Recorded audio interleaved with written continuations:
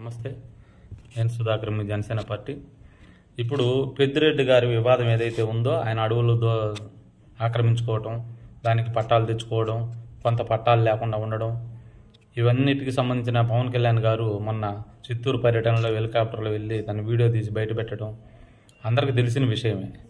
కాకపోతే కొంతమంది ఏమంటారంటే, బయట పవన్ కళ్యాణ్ గారికి ఎందుకు, ఎన్నో సంవత్సరాల నుంచి ఎంతోమంది సీఎంలు ఉన్నారు, పెద్దిరెడ్డి గారితో ఎందుకు పెట్టుకోవటం, ఆయన చాలా డేంజర్ మనిషి, ఆయన వల్ల పవన్ కళ్యాణ్ గారికి థ్రెడ్ ఉంటుంది, పవన్ కళ్యాణ్ గారు చాలా జాగ్రత్తగా ఉండాలి, వదిలేస్తే పోయేది కదా, ఈయన కూడా లైట్గా తీసుకుంటే పోయేది కదా అని మాట్లాడుతున్నారు.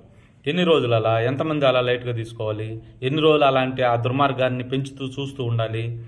అక్రమంగా అడవులను ఆక్రమించుకొని దొంగ పట్టాలు సృష్టించి సొంత భూములు అని చెప్పి ఆ విధంగా రోడ్లు వేసుకొని గ్రామాలకి కనెక్టివిటీ లేని ఏరియాల్లోకి వెళ్ళి అడవులు 100 ఎకరాలు ఆక్రమించుకొని ఆ విధంగా చేస్తూ ఉంటే ఎన్ని రోజులు గమ్మున ఉండాలి? ఎవరో ఒకరైనా మాట్లాడాలి కదా. అదే పవన్ కళ్యాణ్ గారు మాట్లాడారు. సరే, మీరు థ్రెడ్ ఉంది అంటున్నారు, ఓకే, ఉండనియండి. ఆయన ఆ రోజు ఇంట్లో నుంచి బయటకు వచ్చేటప్పుడు, రాజకీయాల్లో అడుగుపెట్టేటప్పుడే చెప్పొచ్చాను, నా ఇంట్లో నా తల్లికి నా బిడ్డలకి అందరికీ చెప్పొచ్చానని చెప్పాడు. ఏమని?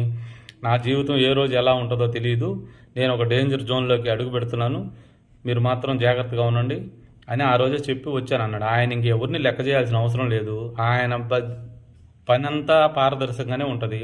పారదర్శకంగా ఆయన రాజకీయాలు చేస్తాడు. ఇష్టం లేని వాళ్ళు, దోసుకునే వాళ్ళు, దొంగతనంగా ఆక్రమించుకునే వాళ్ళు, వాళ్ళకి ఇష్టం ఉండదు.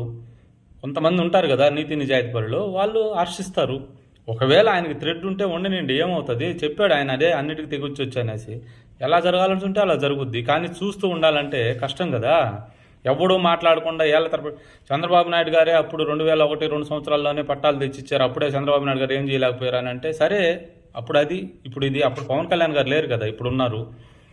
ఎంతమంది అలా చూస్తూ గమ్మున ఉండాలా? ఆయన అడవులు దోసుకుంటా ఉంటే ఏమవుతుంది? అవుద్ది కానివ్వండి, ఏమవుతుంది?